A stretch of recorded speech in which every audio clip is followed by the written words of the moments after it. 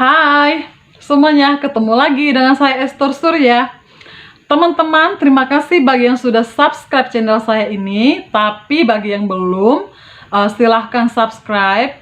Dan boleh juga like dan boleh juga komen supaya channel ini bisa berkembang gitu ya.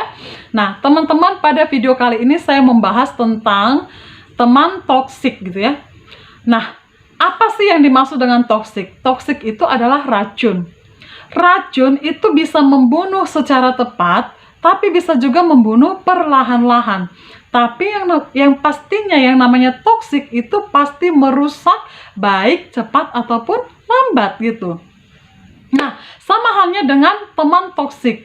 Jika teman-teman memiliki teman yang toksik, itu bisa merusak Anda sendiri, teman-teman sendiri, baik itu cepat maupun lambat. Nah, sekarang pertanyaan seperti ini, apakah saya punya teman toksik? Nah, kalau itu hanya teman-teman sendiri yang bisa ngecek apakah orang yang kalian anggap itu adalah teman, itu merupakan teman yang baik atau teman yang toksik. Nah, teman-teman, bagaimana sih caranya kita bisa mengenali teman-teman yang toksik itu? Saya sudah rangkum beberapa ciri dari teman toksik, ini versi Esther ya. Silakan disimak teman-teman ya. Ciri teman toksik yang pertama menurut versi Esther itu adalah kepo ulo ya. Kalau kepo mungkin semua orang tahu artinya, tapi ulo itu apa gitu ya. Ulo itu adalah bahasa yang saya ambil dari bahasa daerah saya sekarang yang artinya ular.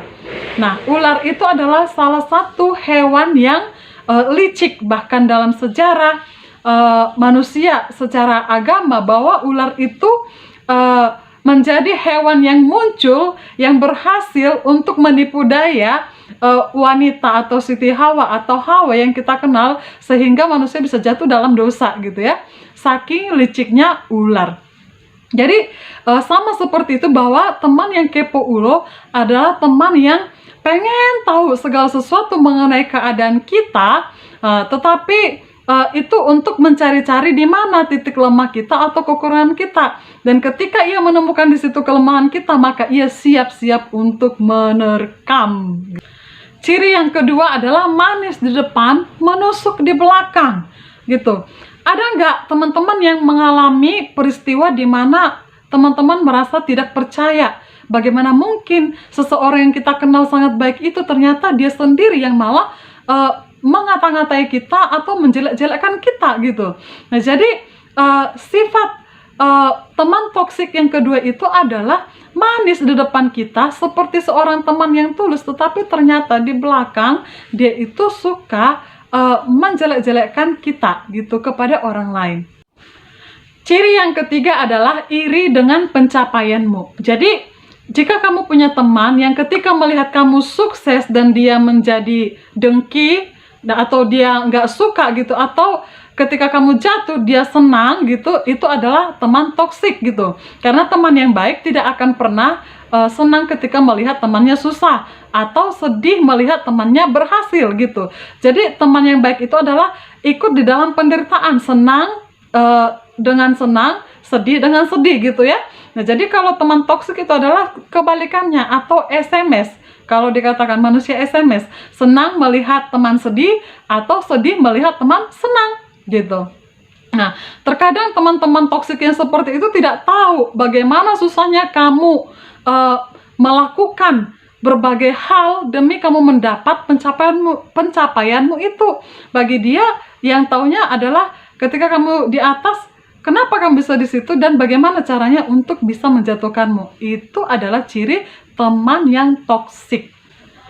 Ciri teman yang toksik keempat versi Esther adalah mengajakmu berbuat yang tidak baik.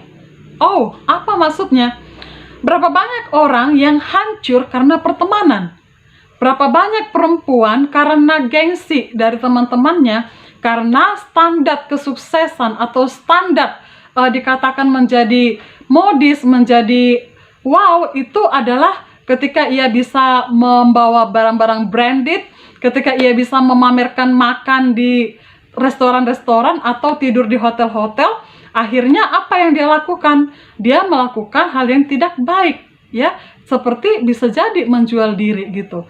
Nah, jadi ada banyak perempuan yang jatuh kepada hal-hal seperti itu hanya karena mereka terbawa dari pertemanan yang tidak baik, ya. Karena pertemanan itu sangat mempengaruhi perilaku kita gitu. Kemudian berapa banyak laki-laki yang akhirnya hancur hanya karena pertemanan. Nggak keren lu gitu ya, kalau lu nggak rokok gitu.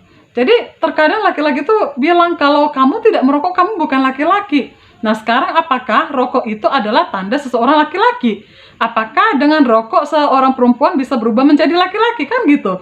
Ada juga kalau kamu minum baru kamu laki-laki. Nah, banyak loh laki-laki yang bisa menjadi mabuk-mabukan itu hanya karena pertemanan yang tidak baik.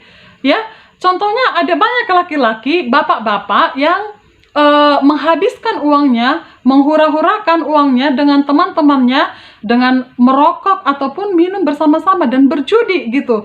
Sementara terkadang mereka lupa dengan tanggung jawab mereka untuk membiayai atau menghidupi keluarganya. Nah, jadi ada banyak laki-laki yang seperti ini gitu ya, dan semua itu hanya karena cara pandang yang salah tentang pertemanan. Jadi itulah, kalau kita berteman dengan teman yang toksik, lambat laun itu pasti akan mempengaruhi kita dan bisa membuat kita menjadi orang yang toksik juga.